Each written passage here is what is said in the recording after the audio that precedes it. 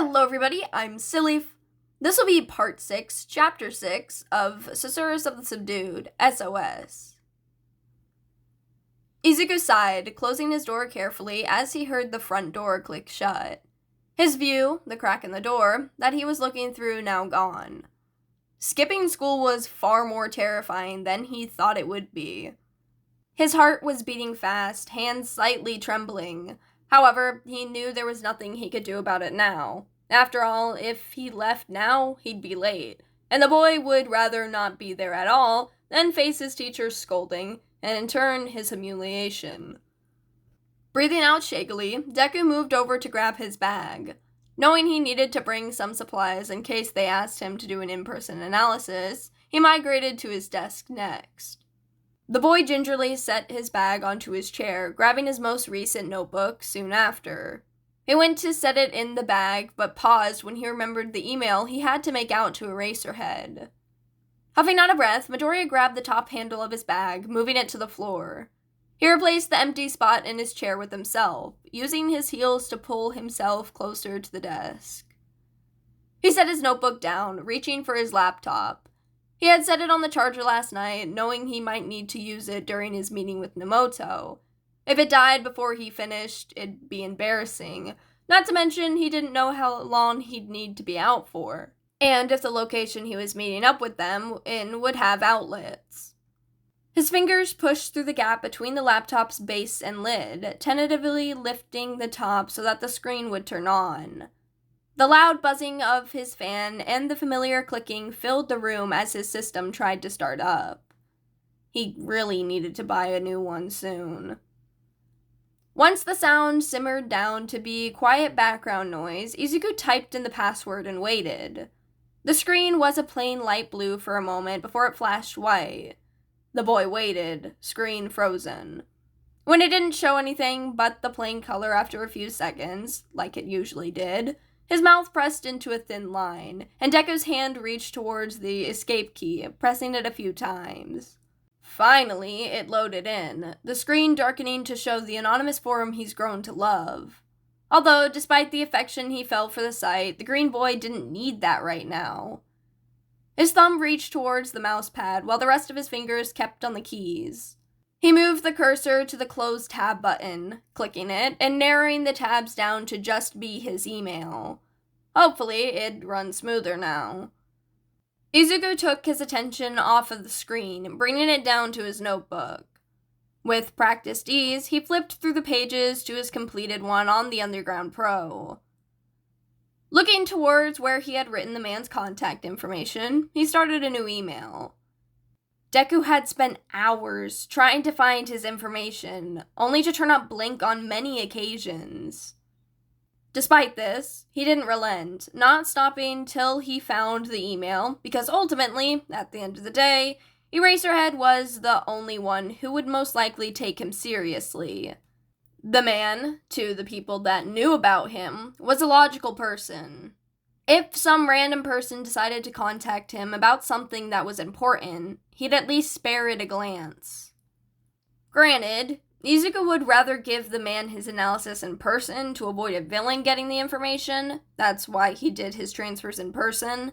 However, if a 12-year-old boy came up to him, begging the man to read something that looked like nothing more than fanboying, he wouldn't take it seriously. Over the internet, though, Eraserhead wouldn't know who Deku was, unless the word of him being a kid got to him, but that was unlikely. His name was well known around the underground, a place where information was spread, sure, but not his age. Clients always seemed shocked when they saw him due to this fact. However, they didn't treat his work like it was nothing. In short, Izuku was grateful the internet existed.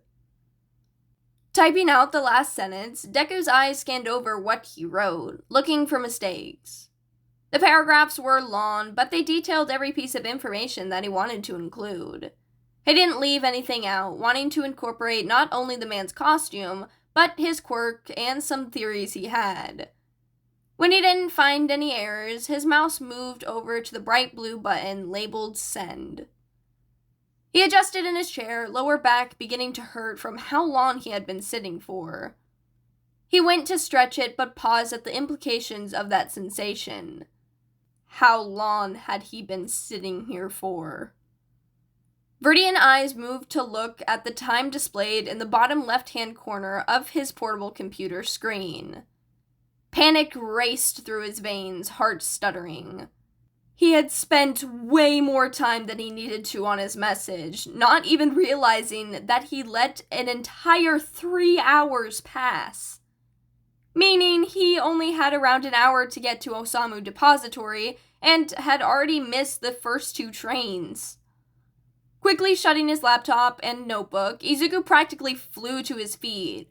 He turned to his bag that lay abandoned on the floor and bent down. His hand grabbed one of the unzipped sides and pulled it away from the other. Reaching up blindly, the green child searched and grabbed both of his needed items and slammed them into his pack, careful to keep the pages of his notebook from being ripped or creased. He then zipped it closed, lifting it with a grunt, put it over his shoulder, and went to leave. His steps stuttered when he neared his bedroom's door, however, as a thought crossed his mind. Turning to look back at his closet, the boy swiftly shuffled over to the doors and pulled them open. His hand reached within the small space, pushing his shirts over to one side in order to get access to his hoodies. He grabbed the first one he saw, a dark green colored one with a white decal that spelled out hat in English. Slipping it off the hanger and tossing the piece of plastic onto the bed soon after, Midoriya fisted it in his hand, advancing to the door once more. Deku stood up from the cushioned train seat, legs stiff from the long ride. It had taken around 2 hours to get to Osaku Prefecture, and Izuku's window of opportunity was slowly closing. It was already past noon. He stretched his legs out while reaching up to the dangling handle above, his fingers wrapped around the hard plastic with an iron grip. The train was still moving, nearing the station, but Izuku wanted to be able to get off as soon as possible. He was already late as it is. There's no need to add on more time to his arrival. The train gave a light jerk, Midoriya's feet having to plant in order to keep himself from falling.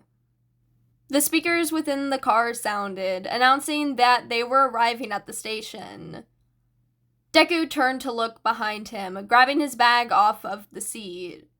The boy maneuvered both of his arms into the straps, switching which hand held onto the handle as he did. Izuku shifted the bag around on his shoulders, a free hand reaching over his shoulder to dislodge his hood and pull it up.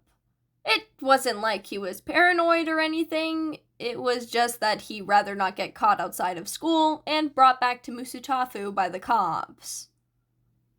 The muffled sounds of the train's brakes screeching reached the boy's ears. He watched with anticipation, the train giving another jerk as it stopped next to the platform. The speakers chimed before the doors opened, and with a final adjustment to his hood, Deku moved to get off the train. Midoriya moved through the bustling streets with purpose, looking down at his phone every now and then so he didn't get lost. He had never really been in the area, and furthermore, never been to the place Nomoto wanted to meet up at. So, having a GPS pulled up was necessary. Turning down a narrow street, Izuku tuned out the sounds of vendors and merchants trying to advertise their goods. Usually, he wouldn't ignore people like this. It was rude after all.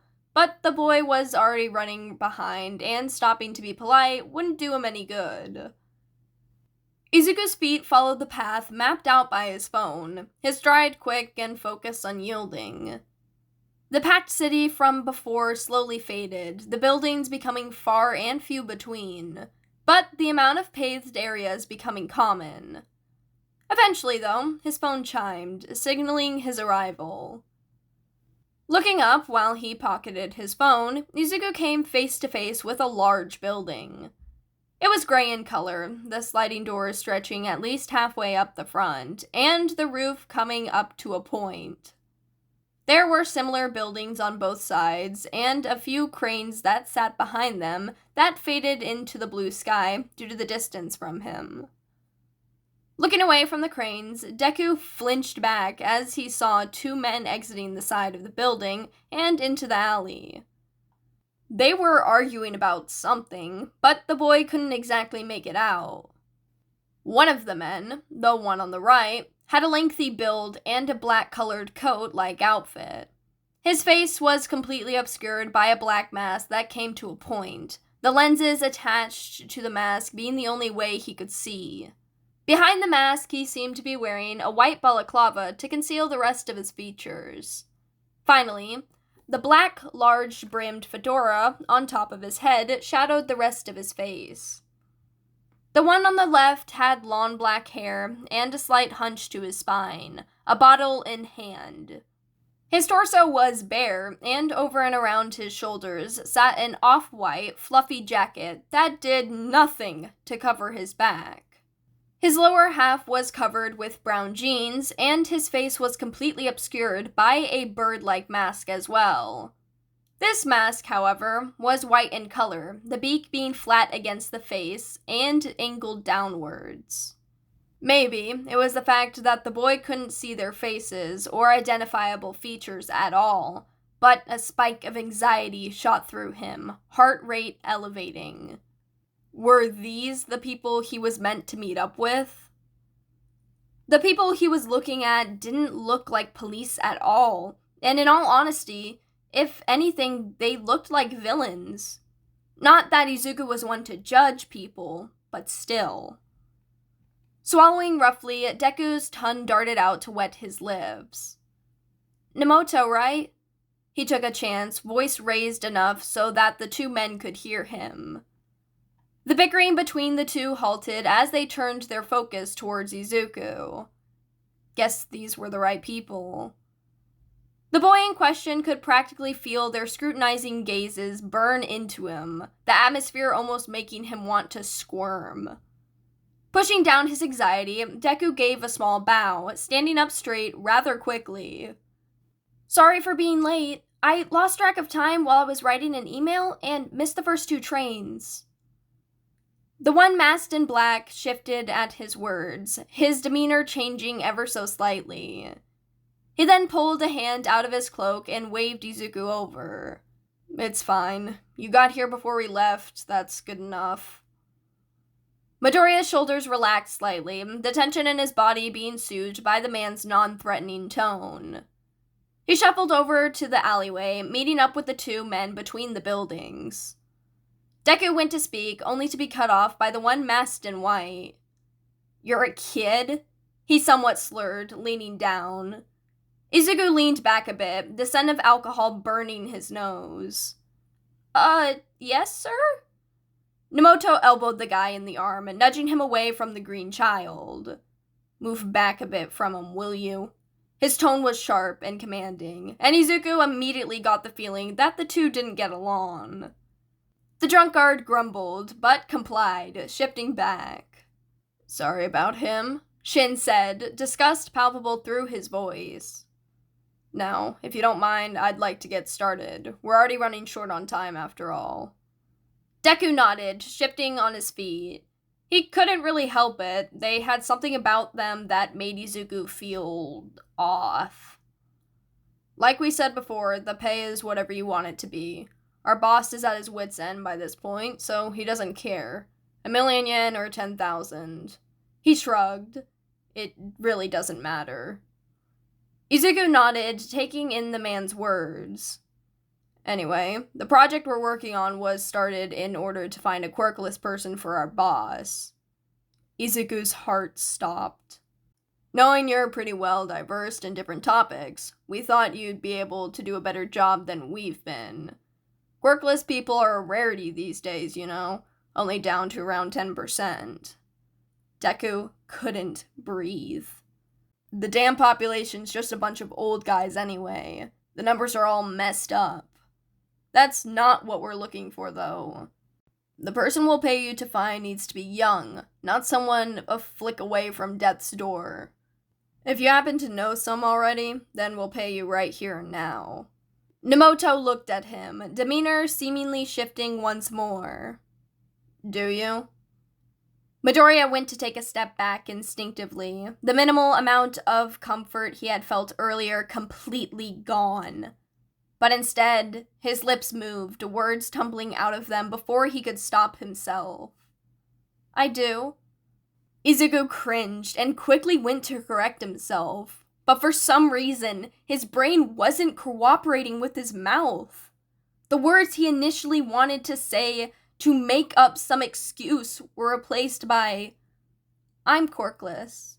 The child swiftly covered his mouth with both hands, his whole body stilling. Both of the men weren't far behind in their frozen states. Fear shot through his body, his heart rate spiking and sounding out through his ears. Why the hell did he tell them that? The moment Nemoto's hand so much as shifted towards him, adrenaline was coursing through his veins, and his feet moved before he could stop them. The child turned away from them, feet pushing off the ground with so much force that his ankle hurt.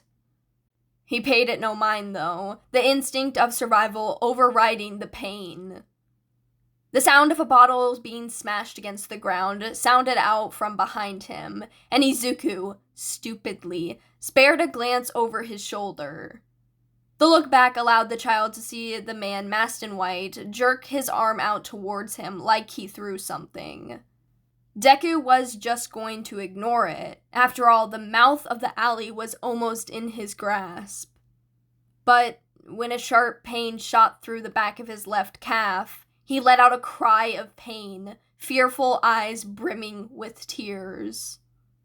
His leg gave out on him, and he fell to the ground with a small slide. The boy's hands gained new scrapes to their palms from the sharp contact with the concrete, and his hood fell off from the gust of wind that his fall created. Midoriya didn't allow himself to rest, trying to push himself up with a grunt that screamed effort. However, the boy just ended up falling to the side while another wave of pain swept through the nerves in his leg. Finally, looking towards the source of his agony, the child's body began to tremble. The handle of a knife stuck out of his leg, the attached blade embedded into his flesh. Blood pooled out of the injury at a slow pace, the liquid running down his leg towards his shoes. A few drops made their way to the ground below, staining the concrete in crimson. His shorts, however, were too short to catch any of the stray blood. The tears in the boy's eyes increased tenfold, the sight of the injury somehow making the ache worse. Quickly adjusting his position so that he was sitting, arms behind him in order to keep himself upright, Izuku used his right heel to push back from his assaulters, keeping his other leg in the air in order to not injure it further. Nemoto sighed, slowly stalking forwards. "Did you have to stab the kid?" he asked his partner, annoyance clear in his voice. "Well, I didn't want him to get away. Besides, you should be thanking me," the guy grumbled back, watching his colleague. Shin only scoffed in response, crouching down next to Deku and grabbing his wrist to stop himself from going any further. "If any blood gets in the car, you're cleaning it, not..." He was cut off with a grunt as Izuku's foot made contact with his chest. "Let me go!" Midoriya cried out, voice trembling, while he pushed himself back by his hands and uninjured foot, the one he used to kick the man. Nemoto froze for a moment, the scowl he wore under his mask clear in his demeanor alone. "Deidaro, would you use your quirk on him already?" The guy in question chuckled. Whether it was because of the fact that Shin got kicked or the man's impairment remains unknown. While making his way over with the light stumble to his steps. Izuku pushed himself back further, his heart beating erratically in his chest. The only thoughts running through the boy's head were to escape and dawning regret. He wishes he never came here. As the child's back hit the wall of the alley, he could only stare up in fear as the white-masked man shuffled closer. Tears streamed down his face in small rivers, his breath getting caught in his throat a few times as he breathed. However, All the sensations in his body came to a grinding halt as Dataro's hand came in contact with his wrist. His head began to feel both light and cloudy all at once, and his awareness began to slip away. It was almost like he wasn't fully there anymore. His memories became fuzzy, and his sense of time was completely gone. He remembers being lifted at some point, and possibly being brought to a car, but the time in between those two events was non-existent. The memories between the actions seemingly not being made at all. It was the same with the time in the vehicle. The boy remembers being asked a few things, answering them, and the fact that motion made him sick, but that's it. All his memories were just one large blur. Nomoto sat comfortably in the moving car, going through Deku's things in hopes of finding some information about him. However, the only things of use that he found was the boy's notebook.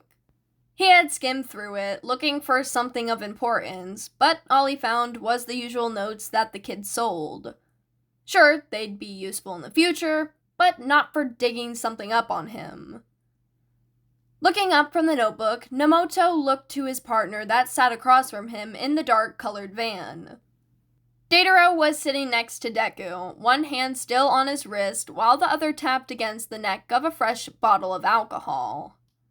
He scowled under his mask at the drunk before looking at the green child.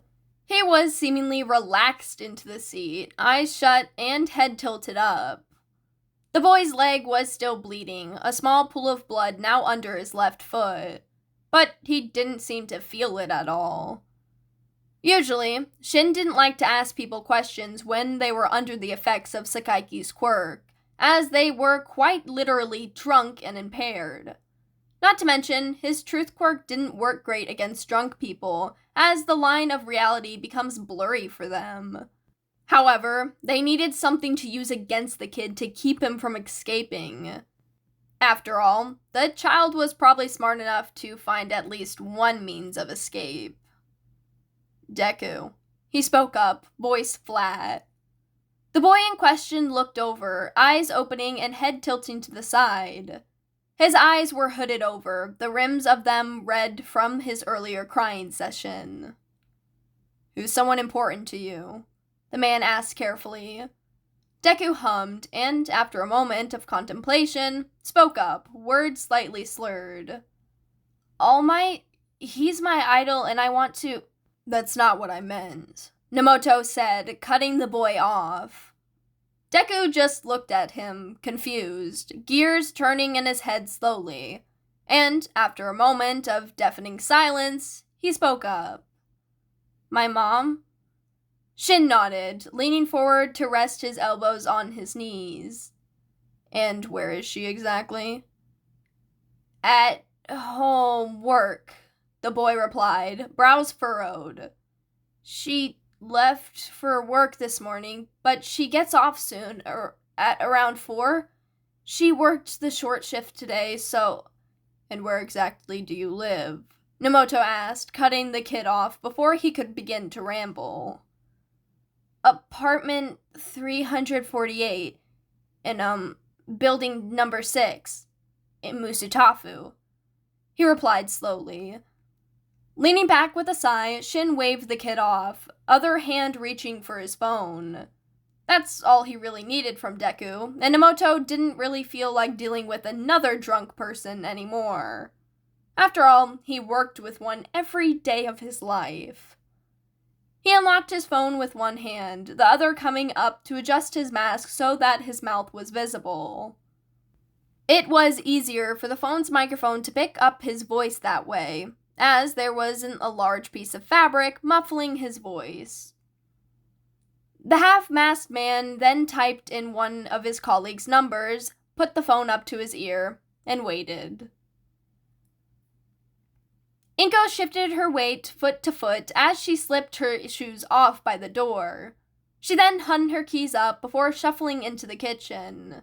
She wanted to get started on dinner for her and Izuku before she felt the day's exhaustion get to her. Said son was most likely in his room, his routine of coming home and locking himself away already ingrained into her memory. That was fine though. She wasn't going to bother him while he was most likely sleeping or working on an assignment anyways. She grabbed her apron and placed it over her head, tying it while she moved over to the cupboard. The green-haired woman bent down carefully. One hand rested on the counter's edge to make sure she didn't fall, while the other opened the small door, reaching into the space. She pulled out a small pot, standing straight soon after. Inko then shut the cabinet, shuffling over to the sink. Her free hand reached out to turn on the tap before it was cupping the bottom of the saucepan to keep it steady. The woman's green eyes watched the pot fill with water, letting it get just over halfway before shutting the tap off. Migrating over to the stove, Inko placed the water-filled saucepan onto the burner furthest from her. However, before she could turn it on, the doorbell rang out through the apartment. The woman's movements paused, hand retracting from the dial as her head turned towards the general direction of the door. "Just a second," Inko called out, wiping her hands off on her apron. Shuffling out of the kitchen, Inko moved to the front door, curiosity burning in her veins. The woman doesn't remember inviting someone over, and her only friend, Bakugo Mitsuki, would have warned her before coming over. Maybe it was the post then. Her hand reached out, clicking the lock open.